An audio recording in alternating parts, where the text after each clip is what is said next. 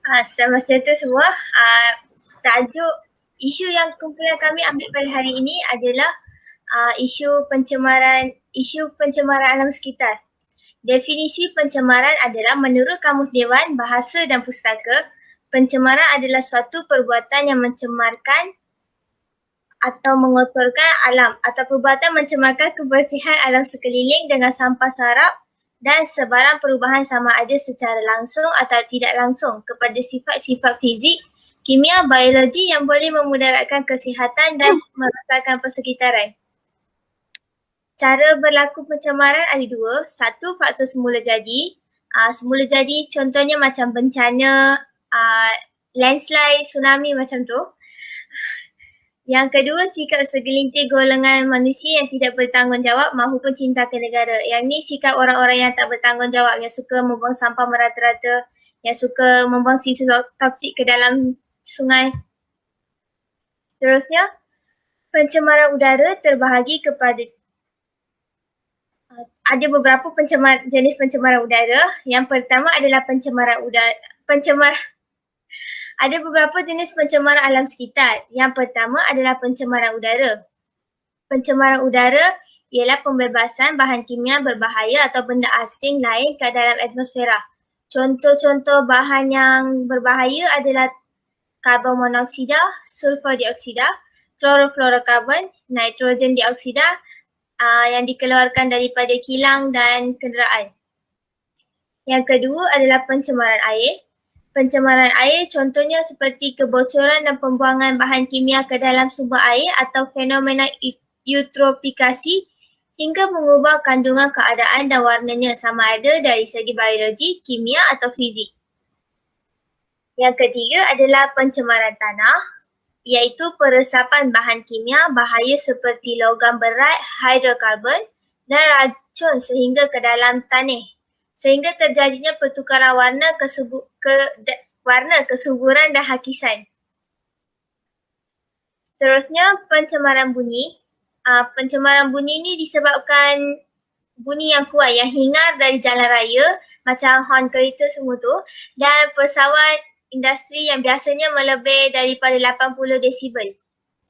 Pencemaran bau bermaksud suatu perbuatan yang boleh mencemarkan alam sekeliling dengan bau yang tidak disenangi sehingga memberikan kesan negatif kepada haiwan dan manusia. Pencemaran bau ni contohnya daripada pembuangan sampah sarap yang tidak terurus di tepi jalan tu boleh menyebabkan bau yang boleh mengganggu orang sekeliling. Seterusnya, pencemaran cahaya. Pencemaran cahaya ni disebabkan penyinaran yang lebih.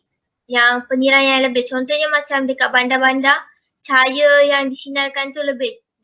Tidak kira daripada matahari, daripada tempat industri juga ada cahaya yang penyinaran cahaya yang lebih yang boleh menjejaskan kesihatan.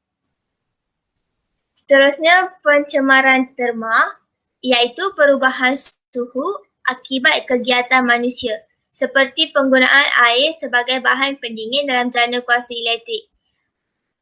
Yang seterusnya, pencemaran visual, iaitu pemusnahan alam fizikal dan penghakisan keindahan alam. Ia termasuk sampah sarap terbiar dan papan iklan. Yang ni contohnya macam orang buat vandalism dekat tepi jalan, diorang lukis-lukis macam tu. Yang tu boleh menyebabkan pencemaran visual. Yang terakhir, pencemaran radioaktif, iaitu pelepasan bahan radioaktif ke dalam alam sekeliling. Macam industri yang mengeluarkan bahan radioaktif ni, diorang kalau nak membuang tu tak terurus. Contohnya macam buang bukan dekat tempat yang sepatutnya tapi membuang dekat sungai ataupun tanam dalam tanah. Okay, yang fenomena yang pertama adalah fenomena pencemaran udara.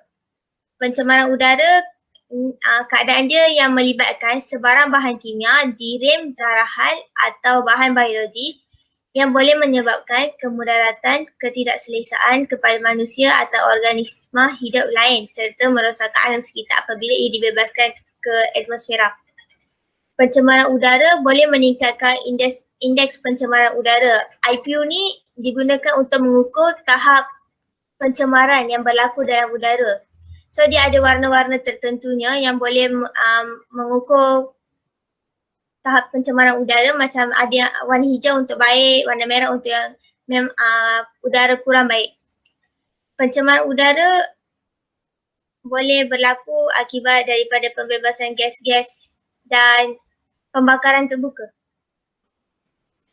Seterusnya, fenomena pencemaran air. Air, seperti yang semua orang tahu, air merupakan keperluan asas yang penting. Pada masa dahulu, air bersih boleh diperolehi dari sungai atau tasik. Namun sekarang, air bersih semakin berkurangan dan amat sukar diperolehi kerana berlakunya pencemaran air. Kalau ada pun, air yang kita minum sekarang ni perlu dirawat dahulu sebelum digunakan. Perubahan yang berlaku kepada air dari segi kandungan atau warna serta sifat-sifat kimia yang disebabkan oleh pelbagai bahan pencemar dalam pelbagai bentuk seperti pepejal, cecair dan gas. So bahan pencemar ni dia tidak kira bentuk, dia boleh ada dalam bentuk gas, cecair dan pepejal. Pencemaran air mempengaruhi seluruh biosfera tumbuhan dan organisma yang hidup di dalam jasad air tersebut serta organisma dan tumbuhan yang mungkin terdedah kepada airnya. So contohnya kalau berlaku pencemaran air dekat sungai, kalau orang buang sampah dekat situ buang sisa toksik, nanti ikan dan haiwan-haiwan yang hidup dalam air tu akan mati dan orang yang minum air juga turut terjejas. Yang terakhir adalah fenomena pencemaran air. Fenomena pencemaran tanah. Pencemaran tanah ditakrifkan sebagai keadaan di mana bahan kimia masuk dan merubah persekitaran tanah semula jadi. Pencemaran ini biasanya tercetus disebabkan oleh kebocoran air kumbahan, bahan kimia industri, penggunaan pestisid, kemalangan kenderaan, pengangkut minyak, zat kimia atau limpahan dan sebagainya. So contohnya macam setengah orang plastik dia orang tanam dalam tanah. So plastik kan dia tak boleh terurai.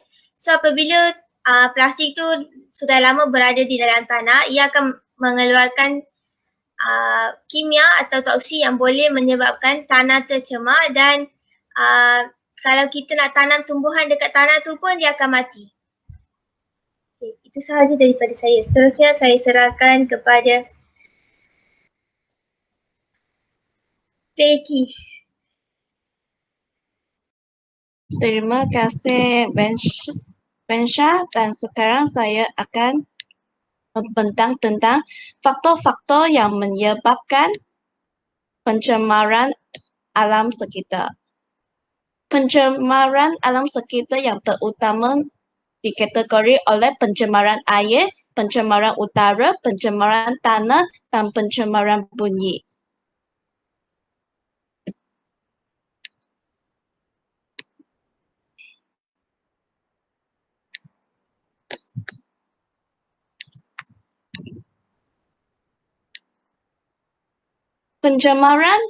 Faktor-faktor yang menyebabkan pencemaran air,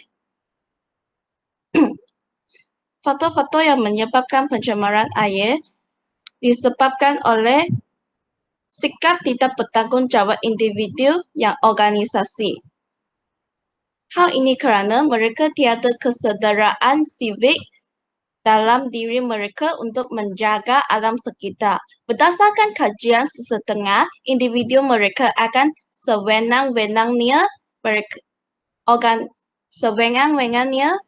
membuang sampah rata-rata tanpa menghiraukan keadaan persekitaran dan mungkin mereka merasa itu adalah perkara remeh apabila mencampakkan secebis tisu atau sisa makanan di tepi jalan.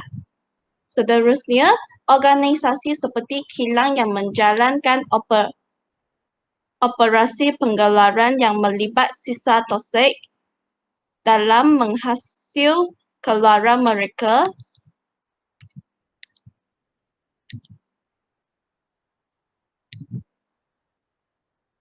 kebiasaannya kilang itu akan mengambil tindakan mudah apabila membuang sisa toksik tersebut terus ke dalam laut dan sungai mengakibatkan pencemaran air.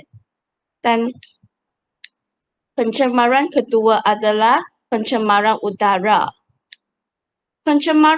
Faktor-faktor menyebabkan pencemaran udara adalah pelepasan asap kenderaan bermotor. Pengguna kenderaan bermotor seperti kereta, motosikal, lori dan kapal terbang akan menggunakan bahan api fosil seperti minyak petrol dan diesel.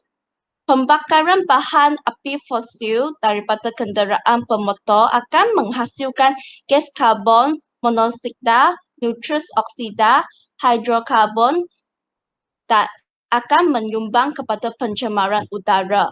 Dan faktor kedua adalah pembakaran secara terbuka. Pembakaran terbuka sering berlaku di kawasan tapak pelupusan sampah, pembuangan sampah dan sisa pekerja industri, tapak pembinaan, sisa peladang dan sisa berkebun. Pembakaran hutan bagi bertujuan penerokaan dan peladangan. Pembakaran hutan disebabkan oleh api bawah tanah, tetapi aktiviti ini telah menghasilkan pelepasan asap yang akan menyebabkan pencemaran udara dan akan memberi kesan negatif kepada kesihatan manusia. Seterusnya, pencemaran tanah. Faktor-faktor menyebabkan pencemaran tanah ialah pembuangan sisa toksik dan nuklear. Sisa toksik dan nuklear telah mencemari permukaan tanah, maka ia akan menyebabkan kualiti tanah merosot dan menyebabkan tumbuh-tumbuhan tidak dapat ditanam dengan progresif. Dan faktor kedua ialah penebangan hutan. Penebangan hutan ini akan menyebabkan struktur tanah menjadi longgar. Hal ini disebabkan ketiadaan akar pokok untuk mencengkam tanah dan menyebabkan tanah runtuh. Dan akhir sekali, pencemaran bunyi. Faktor-faktor menyebabkan pencemaran bunyi ialah pengangkutan udara seperti kapal terbang. Kapal terbang yang berlepas atau mendarat terutama di kawasan perumah yang berhampiran dengan lapangan terbang boleh menjejas daya pendengaran manusia dan dapat membawa negatif kepada kesihatan manusia seperti gangguan tidur dan kardiovaskular. Dan faktor kedua menyebabkan pencemaran bunyi ialah bunyi horn kereta. Pada globalisasi ini, kenderaan di dunia yang semakin meningkat di atas jalan raya telah menyebabkan masalah sesakan lalu lintas. Oleh itu, pengguna kenderaan telah menghilang kesabaran lalu membunyikan horn kereta dengan tidak berhenti-henti telah menyebabkan pencemaran bunyi. Dan akhir sekali, faktor yang menyebabkan pencemaran bunyi ialah pemilik kenderaan yang tidak bertanggungjawab. Mereka telah mengubah suaikan eksos kenderaannya bagi memenuhi kemampuan mereka seperti menghasilkan bunyi yang lebih kuat. Bunyi berkenaan yang kuat telah mengganggu kehidupan orang yang di sekeliling secara langsung. Dan ini adalah pembentangan faktor-faktor menyebabkan pencemaran. Dan sekarang saya mempersilakan kepada Suki.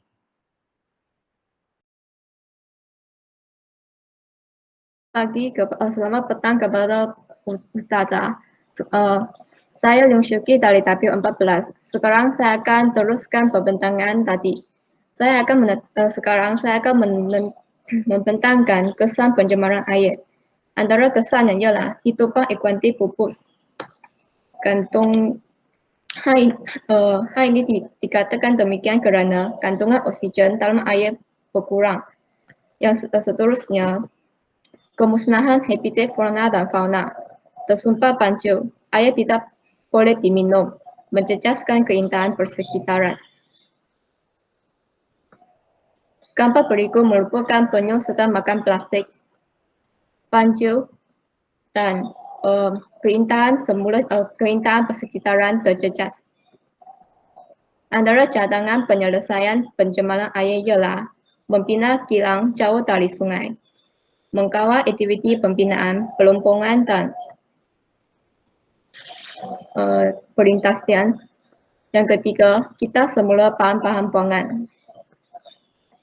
Seterusnya, kesan yang kedua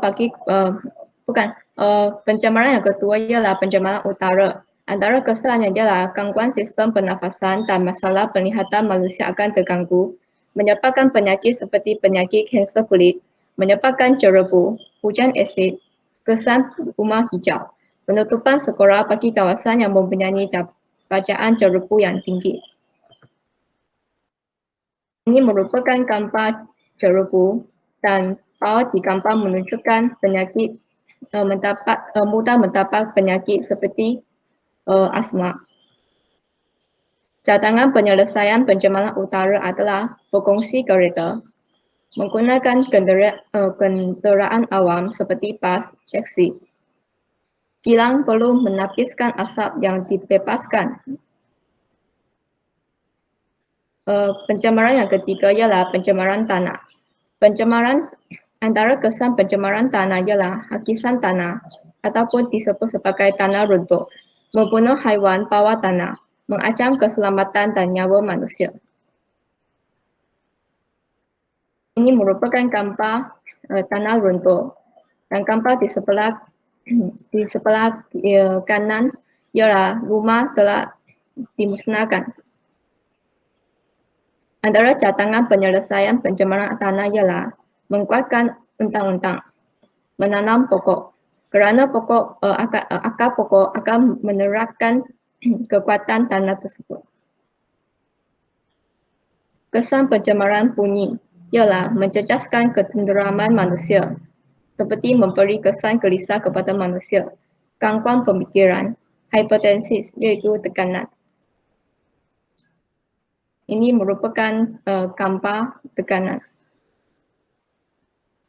Cadangan penyelesaian pencemaran bunyi ialah kita perlu menggunakan kawalan trafik agar tidak mengalami tekanan brek dan horn bagi kenderaan. Memastikan kilang dibina jauh dari kawasan perumahan. Kesimpulannya, setiap hari berbagai jenis pencemaran alam sekitar berlaku di sekeliling kita. Sebagai manusia yang berilmu, bermoral dan baik hati, kita perlu sedar bahawa kepentingan menjaga alam semula jadi. Kita perlu mengganding bahu, mengurangkan masalah pencemaran alam sekitar untuk menyelamatkan bumi kita. Jangan mempunyai sikap seperti enong dalam peluka, melepaskan puncuk masing-masing. Setakat ini sahaja pembentangan kumpulan kita. Sekian, terima kasih.